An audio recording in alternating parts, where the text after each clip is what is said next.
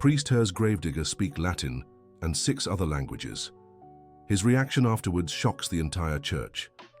Father Michael Johnson felt his hands tremble as he held the prayer book during Mrs. Martha's wake at St. Francis Church in Riverside, Texas. It was just another routine ceremony in his 15 years as parish priest, but something was about to happen that would change his life forever. It was when he began reciting the Latin passages that he heard a soft voice whispering along with him. Turning his head, he saw William Thompson, the 52-year-old black gravedigger who had worked for the parish for over 2 decades, repeating every word with perfect pronunciation. Requiem aeternam dona eis, Domine. William murmured, his eyes fixed on the ground. Michael stopped speaking for a moment, confused. How did this simple man know Latin? But before he could fully process what had happened, William continued, this time in Italian. E la luce perpetua splenda loro, riposino in pace, he said with flawless accent. A murmur spread through the church pews. The 100 people at the wake turned their heads to watch the gravedigger, who had always remained quietly in the back of the nave during ceremonies. Michael felt his face grow hot.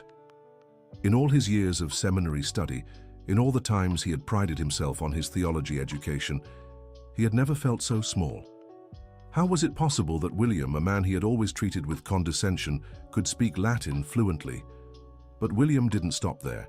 He went on reciting biblical passages, alternating between German, French, English, Greek, and Hebrew. Each language flowed from his lips with astonishing ease, as if he had mastered them for decades. The entire congregation was mesmerized. Mrs. Eleanor, 75, who had attended the church since childhood, had never witnessed anything like it. Mr. Robert, who had worked at City Hall for 40 years, whispered to his wife that he didn't even know so many languages existed. Michael tried to continue the ceremony, but his words came out shaky. All the self-worth he had built on diplomas and ecclesiastical knowledge was crumbling before the eyes of the entire community. For years he had offered literacy classes to William, speaking slowly as if the man couldn't grasp simple concepts. When the Mass ended and people began to disperse, Michael approached William with quick steps. "William, I need to speak with you." "Now," he said, trying to maintain his composure in front of the parishioners still watching. The gravedigger only smiled kindly, the same humble smile Michael had seen 1,000 times, and went back to arranging the chairs. "Of course, Father Michael, but let me finish here first," William replied in his usual calm voice. Michael waited impatiently as he watched the man he had underestimated for so long. How had he been so blind? How had he never noticed there was something special about this worker, who arrived every day before dawn and only left when the last visitor had gone from the cemetery? When they were finally alone in the sacristy, Michael exploded. "What was that, William? How do you know all those languages? Why didn't you ever tell me?" William kept smiling, showing no change in his usual demeanor. "You never asked, Father," he replied simply as he arranged the liturgical items on the table. "What do you mean I never asked? I offered you literacy classes hundreds of times. And I always thanked you for your kindness, even though I didn't need them." Michael felt a mix of anger and confusion rising in his chest. His entire life, he had built his identity around his knowledge, his higher education, his intellectual ability. Discovering that there was someone right under his nose who possibly knew more than him was devastating. "William, I demand an explanation. You embarrassed me in there." The gravedigger stopped handling the objects and looked directly into the priest's eyes for the first time in years. "Father Michael, with all due respect, I did nothing to shame you. I simply followed my heart and joined the prayers for Mrs. Martha's soul, who was always very kind to me all these years." Michael realized his anger was misdirected. The problem wasn't that William had shown knowledge, but that he himself had assumed the gravedigger was ignorant. "You're right," he admitted, sitting in a chair. "I'm sorry. It's just... I was surprised." "I understand, Father. It happens to everyone." At that moment, Sister Margaret, 68 years old, who had worked as the parish secretary for 15 years, entered the sacristy. "Father Michael, may I speak with you for a moment?" Of course, sister. It's about William. I think there's something you should know. Michael and William turned their attention to the nun. William has refused pay raises for years. He always says what he earns is enough. But I found out by chance that he donates nearly his entire salary to struggling families in the community. The priest looked at the gravedigger, who averted his gaze, seemingly embarrassed. Is this true, William? I don't need much to live, Father. I stay in the little room at the back of the cemetery, as you know. My needs are simple, Sister Margaret continued. That's not all, Father. He secretly pays the electricity bills for at least 5 elderly families in the community. Mrs. Susan from Blossom Street told me last week. She found out when she tried to pay the bill at the lottery store and was told it had already been settled. Michael felt a lump in his throat. All these years, while he had been preoccupied with his sermons, his appearances at diocesan events, his intellectual recognition, William had been quietly caring for the most vulnerable in the community. Why do you do this, William? Because I can, Father. God gave me this chance to help, so I help. The simplicity of the answer moved Michael deeply. There was no complex philosophy, no elaborate explanations, just pure, genuine kindness. Dear listener, if you're enjoying the story, please take a moment to like and especially subscribe to the channel. It helps us a lot as we're just starting out. Now, continuing. In the following days, Michael couldn't get William out of his thoughts. He began observing the gravedigger's activities more closely and noticed details he had overlooked for years. William always arrived at 5 in the morning, an hour before anyone else. He stayed until after 6 in the evening, making sure everything was perfectly organized for the next day. During a casual conversation with Sister Catherine, a 73-year-old nun who had worked at the church for 40 years, Michael learned more about William's past. He arrived here 25 years ago, Father, Sister Catherine said while arranging flowers for the altar. He was ragged and hungry, asking only for a chance to work in exchange for food and a place to sleep. What did you think of him back then? There was something different about him, you know. Even starving, even in tattered clothes, he spoke with a politeness that struck me. Never rude, always grateful for everything. Did he say where he came from? Never. He only said he was going through a hard time and needed to start over. The previous priest, God rest his soul, decided to give him a chance. Michael decided he needed to know more. That afternoon, after the church's regular hours, he went to the small room at the back of the cemetery where William lived. He had never been there before, always assuming it was just a simple space with the bare necessities for survival. He knocked on the door and heard the familiar voice inviting him in. What Michael saw left him speechless. The walls were lined with shelves filled with books in various languages. There were works on theology, philosophy, classical literature, history, and linguistics. Many of the titles he didn't even recognize, while others were rare editions worth a fortune. My God, William, where did all these books come from? Some I brought with me when I arrived here. Others I bought over the years when I had a little extra money, William replied, preparing a simple tea. Michael picked up a few volumes at random. He found handwritten notes in the margins, all demonstrating a deep understanding of the subjects. Letters in German, French, and Italian were scattered across a small table. William, do you correspond with people in Europe? Sometimes, yes. I keep in touch with some old colleagues. What kind of colleagues? William hesitated for a moment, as if deciding how much to reveal. University professors, mostly.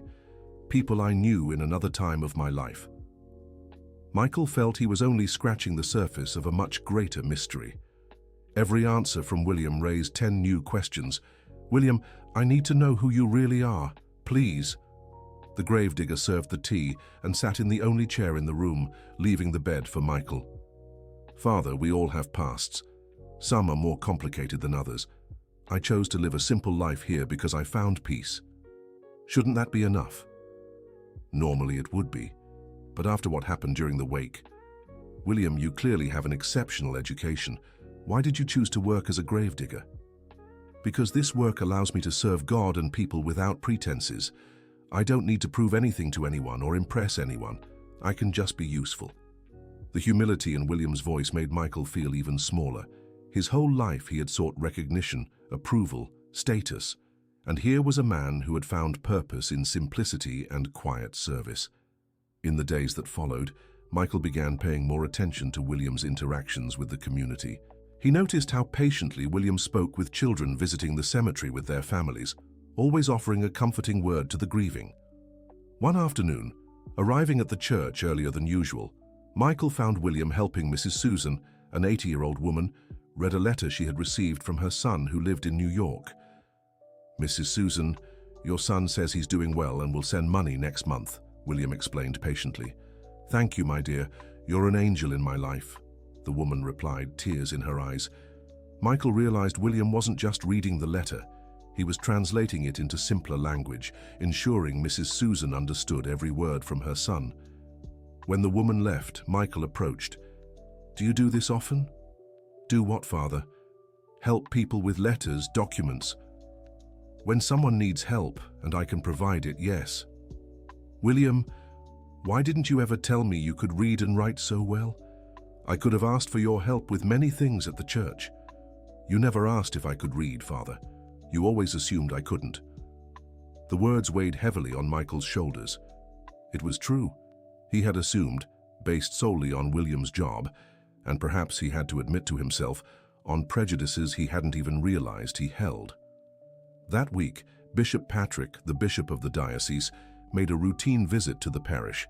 He was a 65-year-old man, known for his erudition and for having spent many years in Europe studying theology. During the administrative meeting in the sacristy, William entered to fetch some cleaning supplies. Bishop Patrick looked at him and his eyes widened. William Thompson." The gravedigger stopped immediately upon hearing his name spoken by the bishop. He turned slowly, and his eyes met Bishop Patrick's. "Bishop Patrick, what a surprise to see you here." Michael observed the scene with growing curiosity. It was clear the two knew each other, but how? "My God, man, what are you doing here?" asked the bishop, rising from his chair.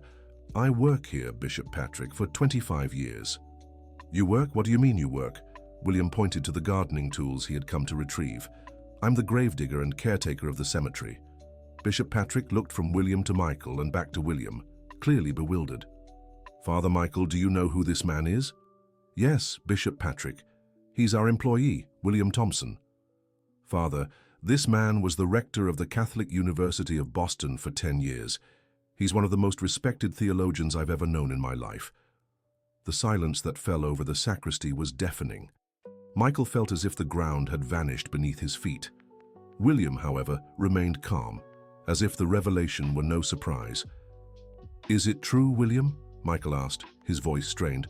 "That was a long time ago, Father. Another life." Bishop Patrick shook his head, still processing the situation. "William, what happened? Why are you here? I thought you had moved abroad after that issue at the university." "I decided I needed a simpler life, Bishop Patrick. I found what I was looking for here." Michael realized there was a much more complex story behind William's presence at the church. The mention of an issue at the university piqued his curiosity, but also his concern. "Bishop Patrick, what issue was that?" The bishop looked at William as if asking for permission to explain. William merely shrugged. William was involved in a very delicate situation at the university. There were accusations of academic misconduct, but it was never clear what truly happened. When the investigations began, he simply disappeared. A chill ran through Michael's stomach. Could it be that William had fled from something truly serious? All the admiration he had begun to feel for the gravedigger was now mixed with doubt and worry. "William, can you explain what happened?" "I'd rather leave the past in the past, Father. What matters is the present." Bishop Patrick stepped closer to William and placed a hand on his shoulder. "My friend, I never believed the accusations. I always knew there was something strange about the whole story. But why did you never try to defend yourself?" "Sometimes it's better to accept the consequences and move forward, Bishop Patrick, especially when innocent people could be hurt in the process." William's cryptic answer left Michael even more confused. What did he mean by innocent people? After the bishop's departure, Michael found himself alone with William in the cemetery. The atmosphere between them had completely changed. It was no longer the priest and the humble employee, but two men trying to understand each other. "William, I need to know what happened at the university. Father, some stories are better forgotten. But I can't forget, especially now that I know who you really are. How can I trust someone who might be running from something serious?" William stopped working and looked directly at Michael. "Father, in 25 years here, have I ever given you reason to doubt me? Have I ever disrespected anyone? Have I ever caused any trouble?" Michael had to admit he hadn't. William had been an exemplary employee, always dedicated, always respectful, always willing to help. "No, William, never." "Then maybe that should be enough.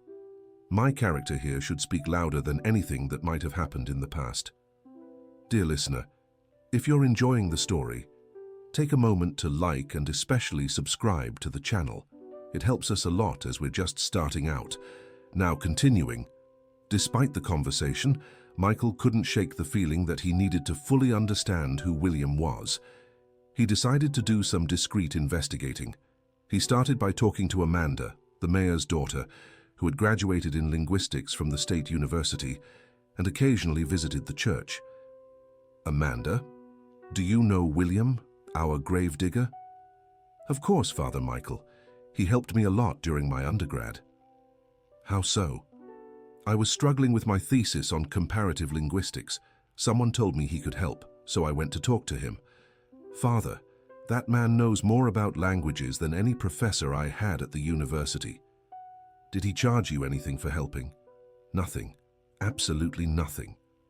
We spent entire afternoons discussing linguistic theories. He has extraordinary insights into the origins of Romance languages. Without his help, I never would have finished my thesis with the quality I achieved." Michael remembered his conversation with Bishop Patrick about William having been a rector at a university. The pieces were starting to come together, but the mystery of what had happened remained. A few weeks later, during a particularly heavy storm, part of the church roof collapsed, causing significant damage. Michael was desperate, unsure how to handle the situation. The parish budget didn't allow for hiring a construction company, and he lacked the technical knowledge to assess the necessary repairs. That's when William approached him after the storm. "Father, may I take a look at the damage?" "Do you know about construction, William?" "A little." Michael accompanied him to the damaged area. William carefully examined the structures, tested the strength of some beams, and analyzed the drainage system. "The problem is simpler than it seems, Father. We need some new lumber, shingles, and a reorganization of the water drainage system. I can coordinate the repairs if you can get the materials." "You know how to do this?" "Yes, I do." In the following days, Michael watched William coordinate a small group of community volunteers to fix the roof. The gravedigger demonstrated impressive knowledge of engineering and architecture, guiding each step of the work with technical precision. John, one of the volunteer workers who had been in construction for 20 years, remarked to Michael, "Father, this William understands more about structures than many engineers I've met." Where did he learn these things? The question echoed in Michael's mind. How many layers were there to William's personality? How many skills did he possess that he'd never revealed? One afternoon, while organizing some old parish documents in the basement, Michael found a box belonging to William. It was labeled with his name and a date from 25 years ago. His curiosity was stronger than his ethics, and he decided to open the box. Inside, he found diplomas, certificates, and honors that left him speechless. A PhD in theology from the Catholic University of Boston, a master's in linguistics from Columbia University, a specialization in medieval philosophy from the European University in Paris. There were also academic awards, letters of recommendation from international ecclesiastical authorities, and articles published in scholarly journals. Among the documents, Michael found a letter that caught his attention. It was from a former student, dated several years earlier. "Professor William, I hope this letter finds you well. I wanted you to know I've never forgotten what you did for me and the other students during that difficult time at the university. Your courage in defending us, even knowing it would cost you your career, changed our lives forever. Today, I'm a full professor at the State University thanks to your example and teachings. You sacrificed everything to protect innocent students from a terrible injustice. I hope one day you can forgive the university for not standing by you when you needed it most. With eternal gratitude, Professor Caroline Anderson. Michael read the letter 3 times, trying to fully grasp its meaning. William had sacrificed his career to protect students. What kind of injustice had happened? Feeling guilty for going through William's personal belongings, Michael decided to confront him directly. William, I need to confess something. I found a box of yours in the basement and ended up looking through the documents. William stopped watering the garden plants and looked at Michael without showing anger or surprise. And what did you find? I'm impressed by your academic qualifications, but I'm also confused about what really happened at the university. I read a letter from a former student, Caroline. She was always a special girl, very bright. William, what happened? Why did you have to leave the university? William sighed deeply, as if carrying a weight for decades. Father, there was a corruption scheme at the university. Some professors were selling grades, forging diplomas, letting wealthy students pass without merit, while poor students were unfairly failed. When I found out, I tried to handle it internally first. I spoke to the administration, to other professors. No one wanted to get involved. And then I decided to go public. I knew it would be risky, but I couldn't stand by and watch those young people suffer. What happened when you spoke out? The people involved in the scheme launched a campaign to discredit me. They spread rumors about my competence, questioned my teaching methods, even fabricated evidence against me. The situation became unbearable. Michael began to understand the magnitude of William's sacrifice. Why didn't you fight back? With all your qualifications, surely you could have defended yourself. Because the fight got too dirty, Father. They started threatening the students who supported me. Caroline and others were being harassed for standing by me. I realized my presence was harming innocent people. So you just left? I left. I let them think whatever they wanted about me, as long as they stopped targeting the students. Michael felt a lump in his throat. All these years he had judged William as a simple man, when in truth he was standing before someone who had shown extraordinary moral courage. William, I don't know what to say. I'm ashamed of the prejudices I held. Don't be, Father. We all judge by appearances sometimes. What matters is when we recognize our mistakes and try to do better. But why did you choose to come here? Why choose to work as a gravedigger? Because here I found what I was looking for: peace, purpose, and the chance to serve without pretenses. I don't need to prove anything to anyone, don't need to impress anyone. I can just be useful. Michael realized there was deep wisdom in William's choices. While he himself spent his days worried about recognition and status, William had found genuine satisfaction in simple, humble service. In the following months, the relationship between Michael and William changed completely. The priest began regularly consulting the gravedigger about complex theological questions, discovering that their conversations were more enriching than any academic discussion he had ever had in the seminary. One morning, Michael found William patiently talking to little Sophie, an 8-year-old girl who had come to visit her grandfather's grave. "Uncle William, why do people get sad when someone goes to heaven?" the girl asked. "Because we miss them, Sophie. It's normal to miss the people we love. But we can also remember all the good things we learned from them and try to be like they were. My grandpa taught me how to plant flowers. Can I plant a flower here for him?" "Of course you can. What kind of flower would you like to plant?" "A red rose, because it was his favorite."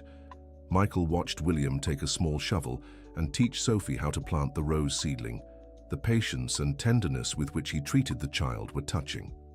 "Now you can come here whenever you want to talk to your grandpa and take care of his flower," William said. "Will he hear me when I talk to him?" "I'm sure he will, Sophie. Love never dies." When the girl left, Michael approached William.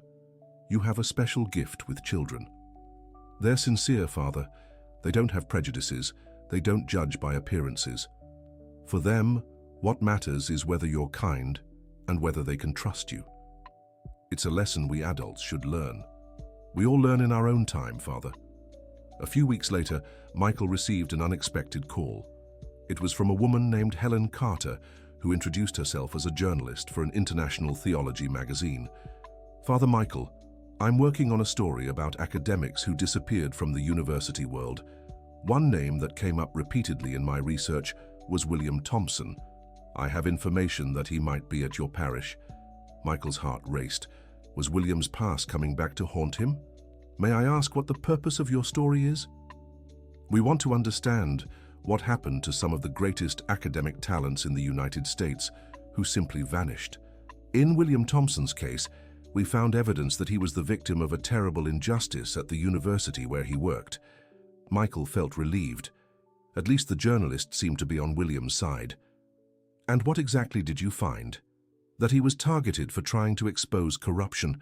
We uncovered documents proving the accusations against him were fabricated. The university tried to cover it up, but some former students have started speaking publicly about what really happened. And now, we want to offer William the chance to tell his side of the story, and also to inform him that the university is under federal investigation for that period. Michael promised to talk to William about it. When he told the Gravedigger about the journalist's call, he was surprised by his calm reaction.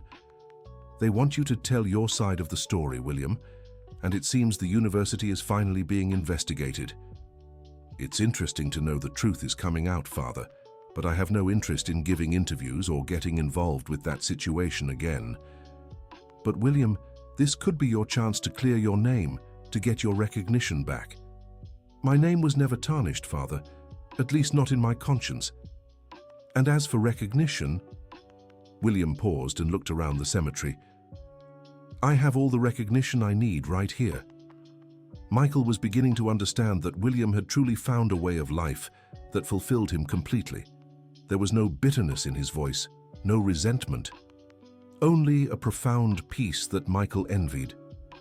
Dear listener, if you're enjoying the story, take a moment to like and especially subscribe to the channel. It really helps us who are just starting out.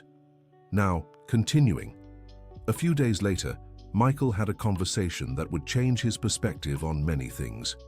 Mrs. Betty, a 72-year-old woman who was one of the church's greatest benefactors, approached him after Sunday Mass. Father Michael, I need to tell you something about William that you might not know. Go ahead, Mrs. Betty. My grandson Charles, who lives in Boston, told me an interesting story. He knew I attend this church and that I know William.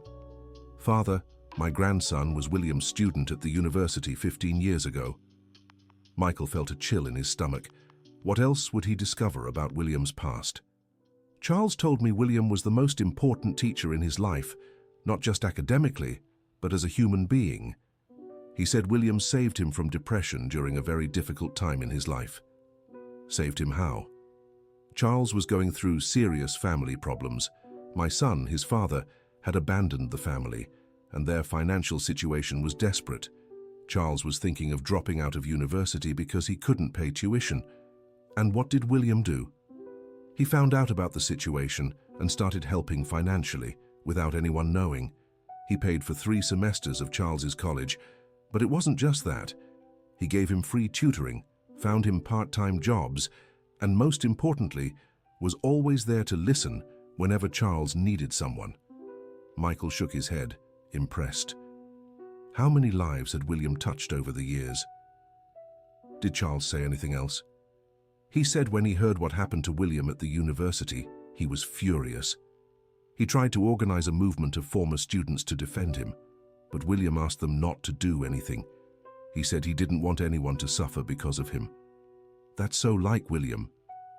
Father, my grandson told me William is considered one of the country's greatest experts in medieval theology.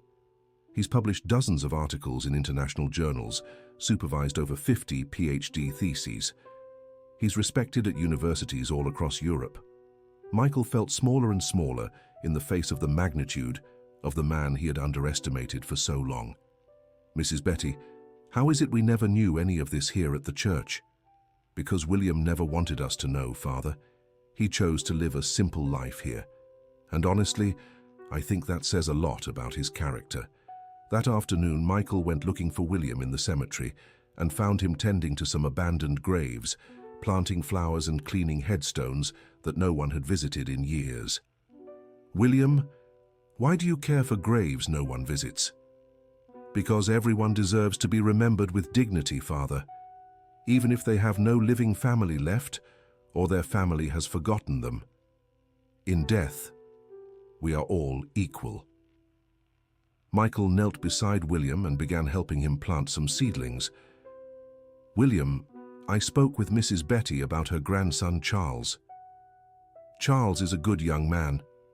I'm glad to hear he's doing well. She told me how you helped him during university. Charles was going through a hard time. I only did what any teacher should do." "William, how many students have you helped over the years?" "I don't know, Father. I never counted. Helping isn't something you should keep track of." Michael realized he was standing before someone who had truly embodied the Christian teachings of humility and service. While he spent his days worried about appearances and recognition, William lived the values of the gospel genuinely and quietly. "William, can I ask you a personal question?" "Of course. Do you ever regret leaving the university? Don't you ever miss academic recognition?" William stopped planting and looked at Michael with a gentle smile. "Father, true recognition doesn't come from degrees or titles. It comes from knowing you've made a difference in someone's life. How many university professors can say they've been useful to their communities? How many can sleep peacefully, knowing they did what was right no matter the consequences? And can you sleep peacefully?" "I can, Father, every night." Michael envied William's peace. He himself often lay awake at night, worried about church administration, his reputation in the diocese, and countless small vanities that now seemed trivial. The following weekend, something happened that opened Michael's eyes for good. During Sunday Mass, he noticed a well-dressed man sitting in the last pew of the church. It was someone he'd never seen before, clearly not from the local community. After the service, the man approached him. "Father, my name is Professor August Martin. I came from Boston specifically to meet William Thompson. I heard he works here." "Yes, he does. May I ask why?" "William was my doctoral advisor 20 years ago. He's the most brilliant man I've ever met in my academic career. I'm organizing an international theology symposium and wanted to invite him as the keynote speaker."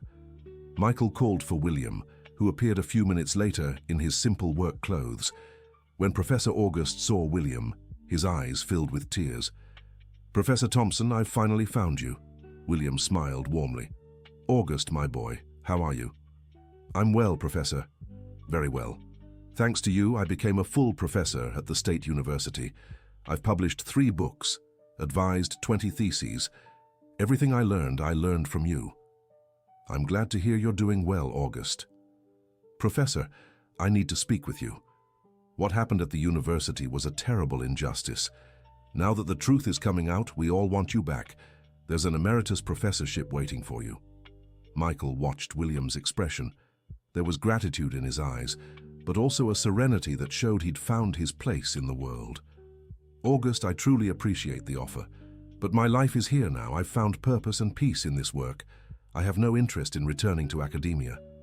"But Professor, you could influence hundreds of new theologians.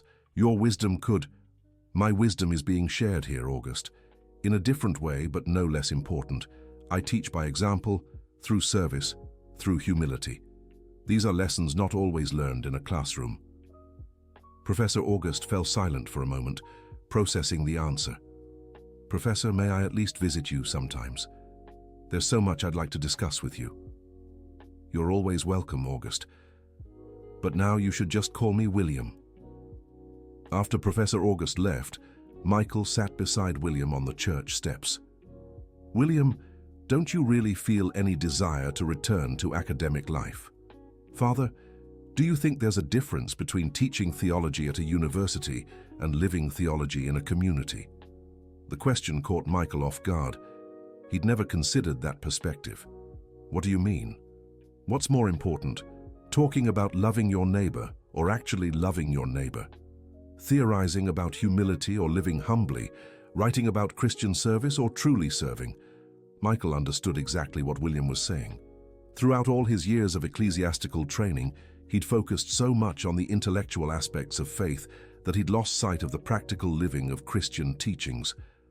Are you saying you found a more authentic way to live your calling? I'm saying I've found my true calling, Father. Not the one others expected of me, not the one that would bring me prestige or recognition, but the one that allows me to truly be useful. That night, Michael spent hours reflecting on his own vocation. How many times had he chosen what would bring him recognition over what would actually help people? How many times had he cared more about his image than his service? The following week, during a parish council meeting, Michael faced a situation that would test his new values. Some council members had discovered William's academic past and were unsettled. "Father Michael," said Mrs. Dorothy, the church treasurer, "we found out William deceived us about who he really is. How can we trust someone who lied about his identity?" Michael felt anger rise in his throat. How could people be so unfair? "Mrs. Dorothy, William never lied about anything. You assumed things about him and he simply didn't correct them." "But Father," interjected Mr. Frank, the council president, "the man has a PhD and was working as a gravedigger. That's not normal. He must be running from something." "He is running, Mr. Frank. Running from vanity, from arrogance, from the need to impress others, things we should all be running from." "Father, I don't understand why you're defending him," said Mrs. Dorothy. "If he can deceive about one thing, he can deceive about others." Michael stood up from his chair, sensing a decisive moment in his life. "You want to know the truth about William? I'll tell you. He sacrificed a brilliant career to protect innocent students. For 25 years, he's donated nearly his entire salary to families in need. He pays electricity bills for the elderly without anyone knowing. He tutors children.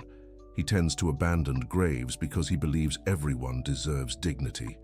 He speaks 7 languages and uses that knowledge to help people with documents and correspondence. And you're here questioning his character?" The silence that fell over the room was profound. Michael realized he had spoken with a passion he didn't know he possessed. "Anything else, Father?" asked Mrs. Dorothy, visibly embarrassed. "Yes, one more thing. If this council decides to dismiss William, I will request a transfer from this parish. I cannot serve a community that doesn't recognize goodness when it's right in front of them." Michael left the meeting without waiting for a response. For the first time in his priesthood, he had put his principles above his career.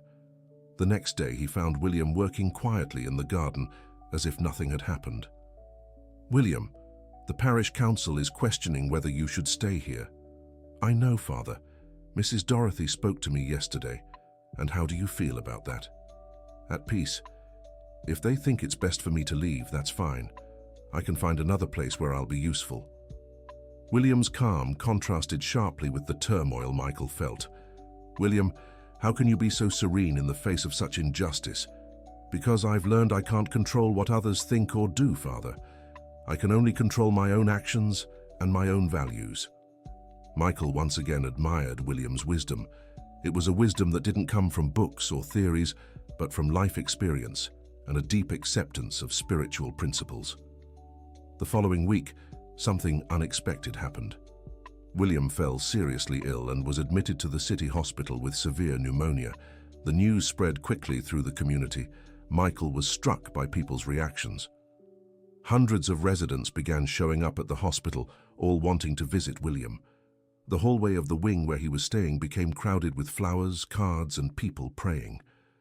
"Father," said Mrs. Susan, the elderly woman William helped with her correspondence, "what will we do if we lose our William? He's like an angel in all our lives." "He's more than that, Mrs. Susan. He's an example of how we should live." During the days William was hospitalized, Michael discovered the true extent of the impact he had made on the community.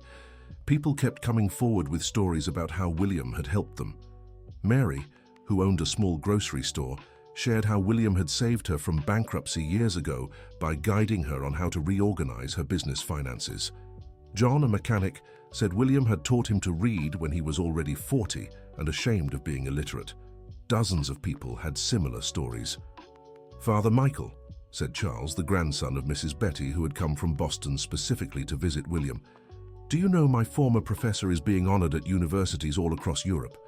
There's a huge controversy about what happened to him 25 years ago. Everyone wants him back. And do you think he should go back? I think he's already found his place in the world, Father. And from what I see here, it's a place where he truly makes a difference. When William was finally discharged from the hospital, Michael organized a small welcome celebration at the church. He was moved to see over 300 people show up, including many he had never seen in the community before. During the celebration, an elegant woman in her 50s approached Michael. "Father, my name is Caroline Anderson. I came from New York specifically to see Professor William." Michael remembered immediately. She was the former student who had written the letter he found in William's box. "Professor Caroline Anderson, I imagine you're the one who wrote that letter to William." "Exactly. When I heard he was sick, I didn't hesitate to come. This man changed my life, Father, and not just mine, hundreds of students' lives." "Can you tell me more about what happened at the university?" "It was a terrible injustice, Father. There was a corruption scheme involving some professors and administrators. William discovered it and tried to expose it. When he refused to stay silent, they launched a campaign to destroy his reputation." "And the students?" "We tried to defend him, but we were young and had no influence. William asked us not to get involved because he knew we could suffer consequences. He chose to sacrifice his career rather than see innocent students pay the price." "What happened afterward?" "It took 15 years, but the truth finally came out. The real culprits were exposed. Some were even arrested. The university tried to contact William to apologize and offer reparations, but he never responded." Michael understood completely why William had chosen not to respond. He had moved on, building a new life based on genuine values. During the celebration, Michael watched William interact with the people who had come to see him. There were children he had helped with their studies, elderly folks whose bills he had secretly paid, families he had guided through tough times. It was an entire community touched by that man's quiet kindness. "William," Michael said when they were alone, "do you realize the impact you've had on all these people's lives?" "I realized it today, Father. Honestly, I never imagined I'd helped so many." "How is it possible you didn't know?" "Because when you help someone without expecting recognition, you tend to forget what you've done. Stay focused on the next person who needs help." Michael realized he had learned more about practical Christianity from William in a few months than in all his years of priestly training. A few weeks later, Michael received a surprising phone call. It was from a journalist at World News Network. "Father Michael, we're working on a story about William Thompson for a documentary about educators who made a difference. We'd like to film you working at your church." "An international documentary?" "Yes. William's story is circulating in universities worldwide. He's considered a prime example of academic integrity and personal sacrifice. We want to show how he lives today." Michael discussed the invitation with William. "They want to film you working here, show your current life." "Father, I have no interest in being on television. That goes against everything I stand for here. But William, maybe this is a chance to inspire others. If my life inspires anyone, let it be through quiet example, not cameras and interviews." Once again, Michael admired William's consistency. Even in the face of worldwide recognition, he remained true to his principles of humility and quiet service. Still, the documentary was made without William's direct participation. The journalists interviewed dozens of former students, academic colleagues, and members of the Riverside community. The result was a moving portrait of a man who had chosen wisdom over prestige, service over recognition. When the documentary aired, universities from various countries began offering honorary chairs to William. Letters arrived from Ivy University, Cambridge University, European University, all offering prestigious positions. William refused them all without hesitation. "Father," he said, "these universities aren't interested in me. They're interested in the story they've created about me. I'm just a simple man who chose to serve his community." Michael realized William had reached a level of self-awareness and purpose few humans ever achieve. There was no ego in his decisions, only clarity about his values and life's mission. A few months after the documentary aired, Michael received an unexpected visit. A woman around 40, accompanied by 2 small children, stood at his door. "Father Michael, my name is Samantha Thompson. I'm William's niece." Michael was stunned. In all these years, William had never mentioned family. His niece? William never spoke of having family. "I'm not surprised. My uncle has always been private about his personal life. I'm here because I saw the documentary on TV and finally found out where he is." "You hadn't been in touch?" "Not for 25 years. When he left the university, he just disappeared. Our family was very worried, but we could never find him." Michael called William, who arrived a few minutes later. When he saw Samantha, his eyes filled with tears. "Samantha? My little Samantha?" "Uncle William!" She ran to embrace him. "We looked for you for so long." "How are you? How's your mother?" "Mom passed away 5 years ago, Uncle. But she always spoke of you, always said you'd come back when the time was right." Michael watched the emotional reunion, realizing once again how many layers there were to William's life. "Uncle, why did you disappear? Why didn't you ever reach out?" William sighed deeply. "Samantha, when I left the university, I was deeply hurt, very confused. I thought it best to start a new life without dragging my family into my troubles. But we're your family, Uncle. We should have faced those troubles together. You're right, my dear, that was my mistake. I was trying to protect you all, but I ended up causing suffering." Michael stepped away discreetly to give the family reunion some privacy. He realized that even someone as wise as William had made mistakes, had made decisions based on fear rather than love. When Samantha and the children left after spending the whole day talking with William, Michael approached him. "How do you feel after reuniting with your niece?" "Grateful, Father, and a little regretful for staying away from my family for so long." "Why did you never mention you had family?" "Because there was so much pain tied to the separation that I thought it best not to speak of it. But Samantha is right. Family is family, no matter what problems we may face." "Will you stay in touch now?" "Of course. Samantha invited me to meet the grandchildren I never got to see grow up. I need to make up for lost time." Michael saw a new dimension of humanity in William. Even though he was wise and virtuous, he was still human, prone to mistakes and regrets like anyone else. In the following months, William's life took on new meaning with the presence of his reunited family. Samantha and the children visited him regularly, and Michael could see the genuine joy these visits brought to the Gravedigger.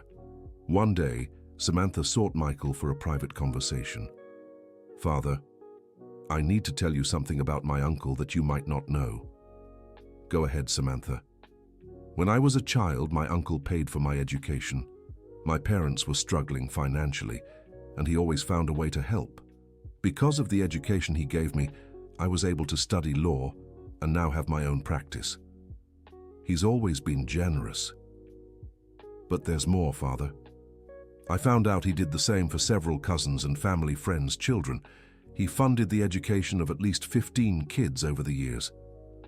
Michael shook his head, no longer surprised by revelations of William's kindness. "Samantha, may I ask you something? What really happened at the university?" William never shared all the details. "Father, my uncle discovered that some professors were taking bribes to pass wealthy students who didn't deserve it, while talented poor students were unfairly failed. When he tried to expose it, they offered him money to stay silent. And he refused. Not only refused, he gathered evidence and took it to the media. That's when the persecution began. They forged documents against him, spread lies about his competence, even threatened the students who supported him. Why did he never tell this version? Because my uncle always believed facts speak for themselves. He knew the truth would come out eventually, and it did. Michael understood he had witnessed a rare example of absolute moral integrity. William had chosen to sacrifice everything rather than compromise his principles. One afternoon, while helping William plant new seedlings in the church garden, Michael reflected aloud. "William, I've learned more about faith and Christian service from you than in all my years at the seminary. That honors me, Father, but remember, theoretical knowledge is important too. The ideal is to combine learning with practice. How do you balance so much intellectual wisdom with such practical humility? Because I've learned that true wisdom isn't about showing what you know, it's about using what you know to help others. Michael realized he was hearing the perfect definition of applied wisdom, not knowledge for its own sake, but knowledge in service of the common good. William, have you ever thought of writing a book about your experiences? No, Father. My life is my book. The people who know me are the readers. If my example helps someone become better, that's enough. Once again, Michael was impressed by the depth and consistency of William's values. At the end of that year, Michael proposed something to the parish council that initially faced resistance, but was ultimately approved unanimously. I want to create a free language school in the parish hall. William would be the academic coordinator. Father, said Mrs. Dorothy, who had become one of William's strongest supporters after learning more about his story, this is a wonderful idea. How many people in our community could benefit? Hundreds, Mrs. Dorothy, and not just from our community. We could serve the entire region. The proposal was taken to the diocese, which immediately approved it and offered financial support. Within a few months, the St. Francis Language School was up and running, offering free classes in English, Spanish, French, Italian, and German. William organized the curriculum, trained volunteers to assist him, and developed a teaching method that combined practical learning with personal growth. The classes were in high demand, with waiting lists stretching for months. Father Michael, said Amanda, the mayor's daughter who had become a volunteer at the school, William's teaching method is revolutionary. He doesn't just teach languages, he teaches people to communicate with confidence, to believe in their own potential. Michael watched William's classes with admiration. He could get adults who had never studied foreign languages to hold basic conversations in English in just 2 months. More importantly, he built their self-esteem, showing them that learning was possible at any age. The school quickly gained regional recognition. Educators from various universities came to observe the classes, intrigued by William's method. Once again, job offers from prestigious institutions arrived, and once again they were politely declined. Professor William, said Dr. Paul Miller, Dean of the State University's Humanities Department, you could revolutionize language education in this country. Why not consider a partnership with us? Dr. Paul, I appreciate the interest, but my work is here, with this community. If my method is useful, feel free to study it and apply it wherever you see fit. Michael took pride in William's intellectual generosity. Even after developing something innovative, he cared not for credit or patents, only for how knowledge could serve the common good. 2 years after the language school was founded, something happened that deeply moved Michael.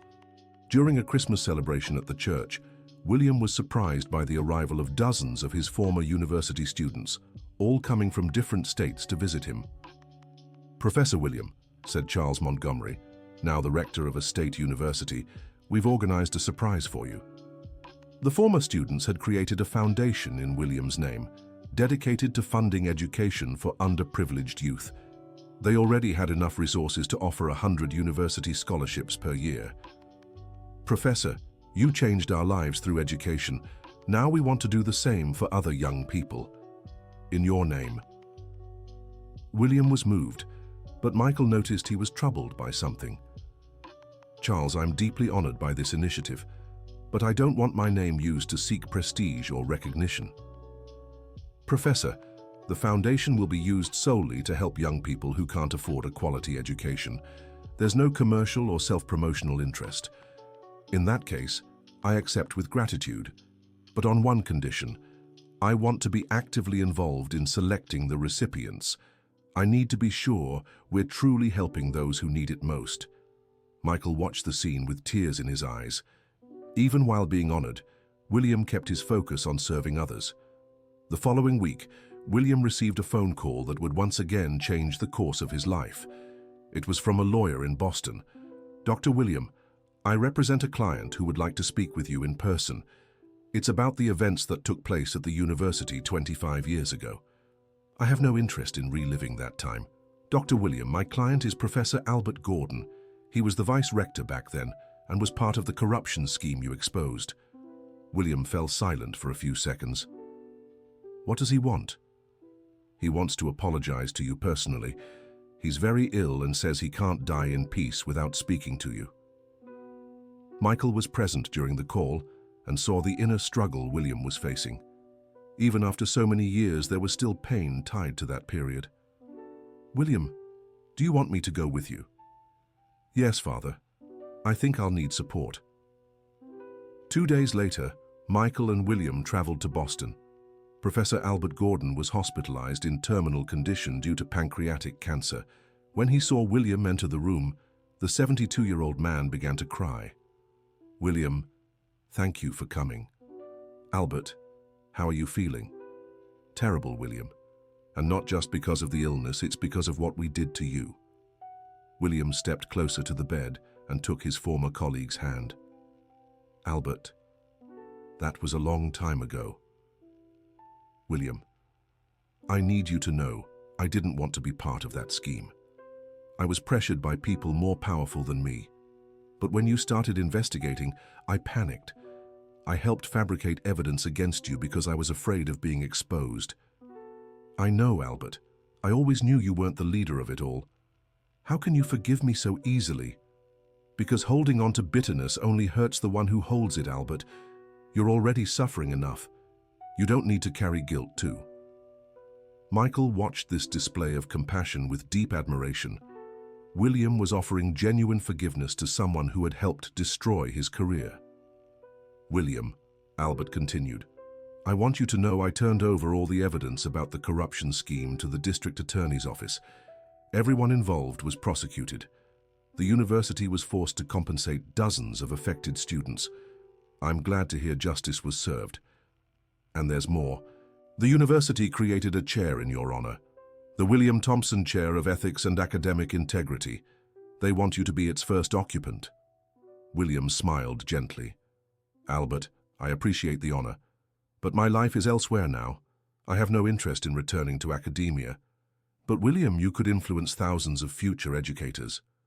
I'm influencing in the way I've chosen, Albert, through example, not lectures. When they left the hospital, Michael was deeply moved by what he had witnessed. William, how can you forgive someone who hurt you so deeply, so easily? Father, forgiveness isn't a favor we do for those who hurt us. It's a gift we give ourselves. Albert is already suffering the consequences of his choices. My bitterness wouldn't change that. It would only make me suffer too. Michael realized he had witnessed a masterclass in Christian forgiveness. It wasn't just a theoretical concept, but a practice lived with authenticity. On the last Sunday before what would officially be his retirement at 75, William did something no one expected. He asked to speak during Mass. Michael was surprised. In 25 years, William had never stepped up to the pulpit. Father, I'd like to share some reflections with the community. Of course, William, it would be an honor. During the Mass, Michael invited William to the pulpit. The man who had spent decades serving silently was finally ready to share his wisdom more directly. Dear brothers and sisters, began William, his calm voice echoing through the packed church. During these 25 years here, I've learned that true greatness isn't in what we accumulate, but in what we share. It's not in the recognition we receive, but in the good we do when no one is watching. The congregation was utterly silent, hanging on every word. I've learned that we all have unique gifts, but those gifts only have value when used to serve others. I've learned that humility isn't thinking less of yourself, but thinking less about yourself. William paused and looked at Michael. I've learned that forgiveness frees both the forgiver and the forgiven, and I've learned that life's purpose isn't to be admired, but to be useful. Michael felt tears streaming down his face. So, my dear friends, keep being useful to one another. Keep showing kindness even when it goes unnoticed. Keep choosing love over fear, generosity over selfishness, humility over pride. William stepped down from the pulpit to a standing ovation that lasted several minutes. Michael realized he had just witnessed one of the most powerful sermons of his life, not for its eloquence, but for its authenticity. After the Mass, hundreds of people approached William to thank him, to share how he had influenced their lives, to express gratitude for years of quiet service. William, Michael said when they were finally alone. "Thank you for this final lesson." "Thank you, Father, for giving me the chance to serve here. These were the best years of my life." "William, may I ask one last question?" "Of course. If you could go back in time, would you do anything differently?" William thought for a moment before answering. "Father, if I hadn't gone through everything I did, if I hadn't lost all I lost, I might never have discovered who I truly am. I might never have found my real purpose. So no, I wouldn't change a thing." Michael understood he had witnessed the journey of a man who had found true wisdom, the ability to turn suffering into service, loss into spiritual gain, humiliation into genuine humility. On the day of William's official retirement, the community threw a farewell celebration that filled not just the church but the entire square outside. People came from across the region, former students from different states, representatives from universities, local officials, and hundreds whose lives had been touched by the quiet kindness of this extraordinary man. In his final speech, Michael summed up what everyone felt. "William taught us that true education doesn't just happen in classrooms, but in every human interaction. He taught us that greatness isn't measured by titles or accolades, but by the positive impact we have on others' lives. He taught us that integrity can be maintained even in the face of adversity. And above all, he taught us that humble, loving service is the highest way to live." When the celebration ended and everyone had left, Michael found William sitting alone in the cemetery, gazing at the flowers he had planted over the years. "William, how do you feel?" "Grateful, Father, very grateful." "For what?" "For having the chance to discover that true happiness doesn't come from what we receive, but from what we give. That success isn't measured by what we accumulate, but by the good we spread. And that love only multiplies when it's shared." Michael sat beside William among the flowers, watching the sunset paint the sky gold. He had learned that sometimes the greatest teachers appear in the simplest forms, and that true wisdom blossoms not in the palaces of knowledge, but in the gardens of humility and service to others. End of story. Dear listeners, what an incredible lesson William left us about humility and true wisdom. Now tell us, do you believe Michael learned the most important lesson of his life? Share your thoughts in the comments. Don't forget to like and subscribe to the channel for more heartwarming stories like this one.